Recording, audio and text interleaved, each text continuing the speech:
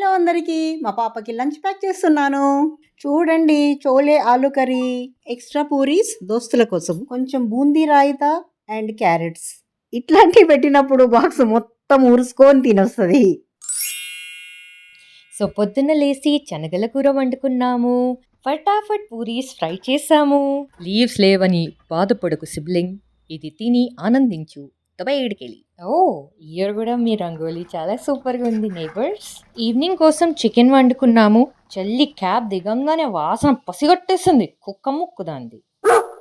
Door open చేయగానే hello mummy, hello అక్క అనకుండా ఈరోజు డిన్నర్కి చికెన్ చేశారు కదా అని అడిగింది. ఇండిపోతుంది.